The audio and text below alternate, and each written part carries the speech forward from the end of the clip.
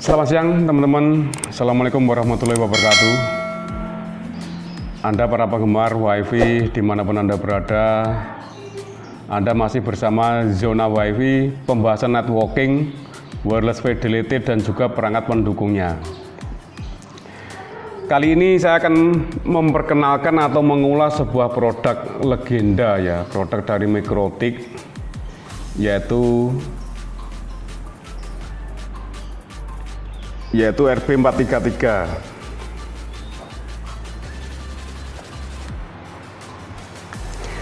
Produk ini banyak digunakan saat itu ya, mungkin teman-teman yang baru mungkin belum begitu mengenal produk ini karena memang sudah discontinue, produknya sudah discontinue.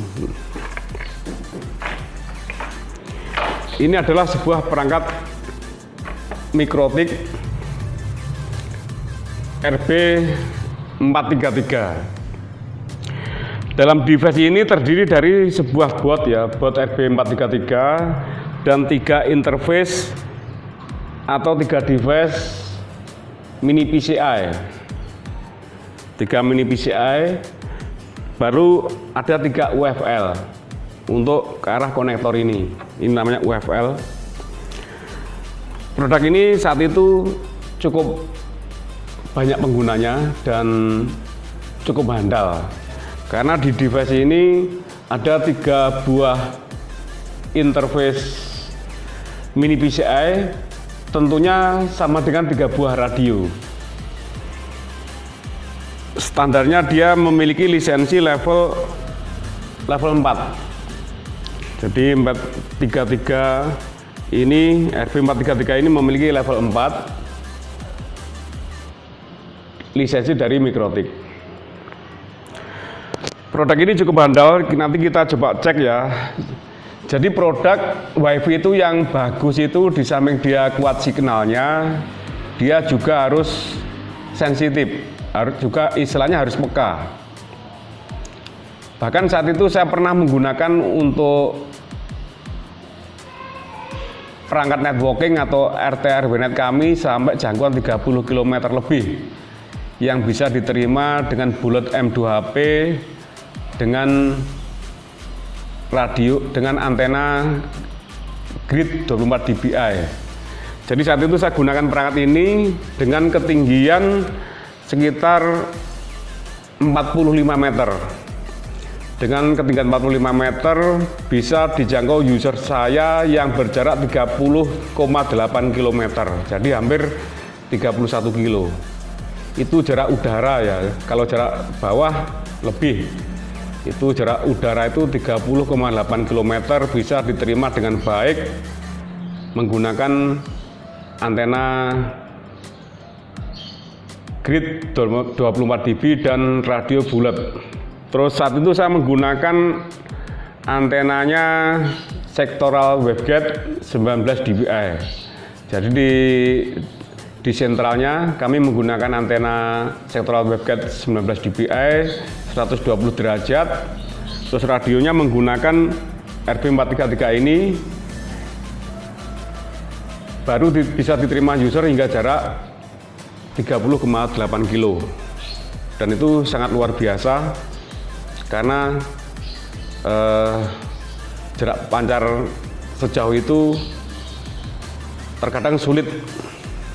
Makanya radio ini atau Mikrotik ini salah satu produk legenda dari pengalaman saya selama ini. Jadi seperti yang saya bahas tadi, salah satu radio itu di samping kuat, signalnya bisa jauh, dia juga harus bisa menerima signal secara baik. Nanti kita bisa bandingkan atau kita bisa cek ya, perangkat ini tanpa antena. Perangkat ini tanpa antena, coba nanti kita gunakan untuk receive atau untuk scanning saja seberapa banyak signal di sekitar sini. Jadi nanti teman-teman bisa bandingkan dengan radio yang lain.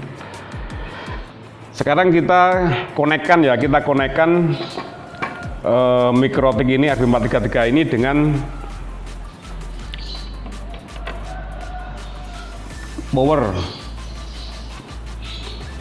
PoE 24 volt. Nah, jadi saat ini sudah menyala ya, radio sudah menyala.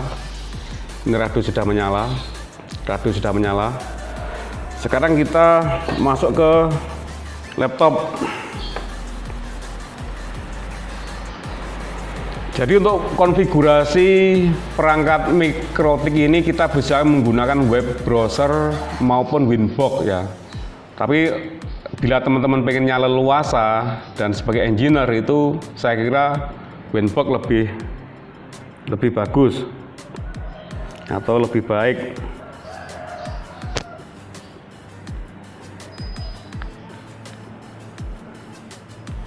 Kita cari Winbox. Ini ada Winbox-nya, kita open ya. Kita open, sudah kita temukan. Jadi teman-teman saat setting ini bisa menggunakan koneksi UDP. UDP itu pakai MAC address ini. Dikala jaringan tidak sama atau IP tidak sekelas, itu teman-teman bisa menggunakan koneksi UDP. Tetapi dikala jaringan itu sudah satu kelas, kita sebaiknya menggunakan TCP, karena TCP/IP itu koneksi sangat cepat. Sekarang kita refresh.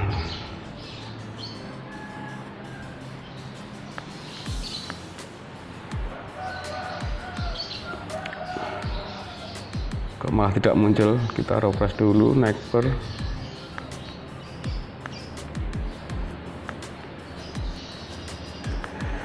Sorry, kita ulangi ya, kita buka Winbox dulu. Sudah kelihatan kita koneksi pakai TCP/IP ya. Jadi kita klik yang IP address.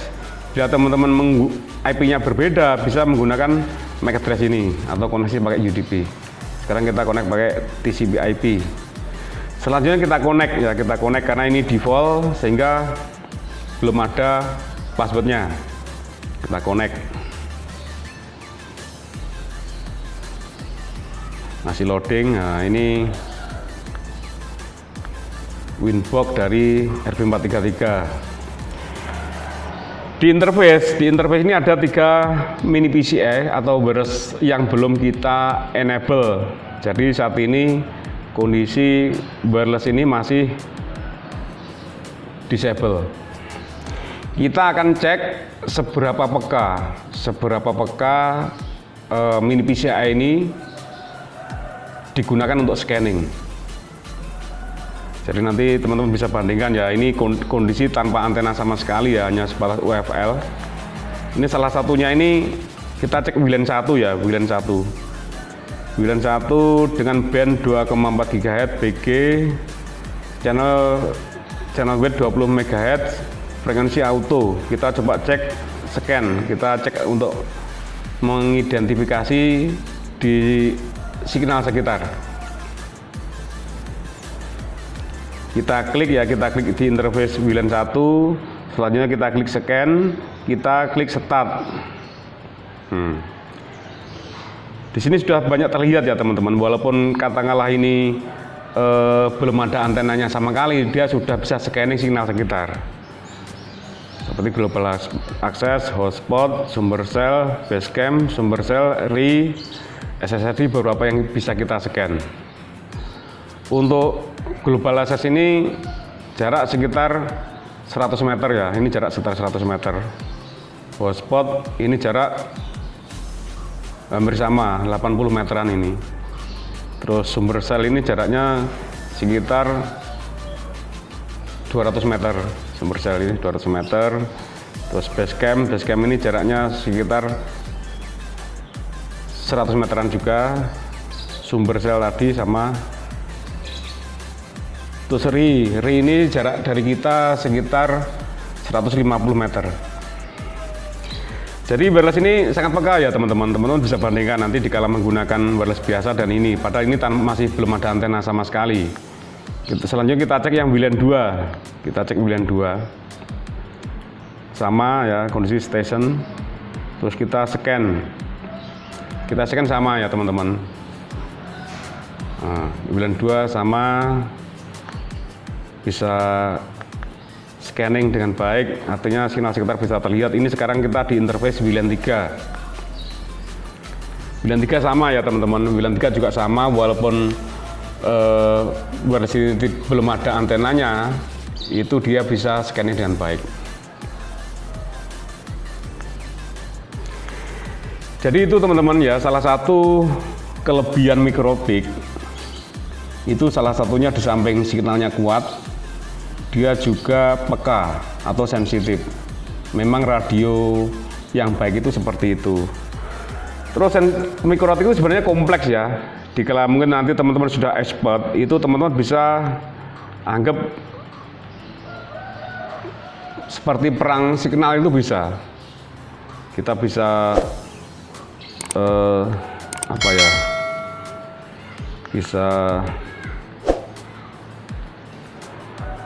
Bisa scanning, kita juga bisa lihat MAC address lawan, usernya WiFi yang lain itu bisa. Bahkan kita bisa perang signal. Kita sesama pemain WiFi, RT-RW itu kita bisa perang signal dengan menggunakan mikrotik. Jadi teman-teman mungkin baru ngerti ya perang sinyal. Saya pernah melakukannya perang sinyal menggunakan mikrotik ini. Itu bagaimana kita istilahnya bermain signal sehingga sinyal kita tetap baik dan bahkan kita bisa masuk ke jaringan lawan. Bisa juga kita snooping atau spoofing ke pemancar lain, pemain lain, itu kita bisa spoofing, terus nanti SSID kita bisa samakan tentunya dengan SSID yang kedua. Karena mikrotik itu kita bisa buat VLAN ya, semacam virtual wireless itu bisa. Di situ kita bisa create virtual wireless, kita kasih SSID, MAC address kita samakan, sehingga nanti kliennya lawan itu bisa masuk ke kita. Dan di network itu kita hidden, SSID kita hidden, sehingga seakan lawan itu bisa connect ke wireless mereka padahal masuk ke kita.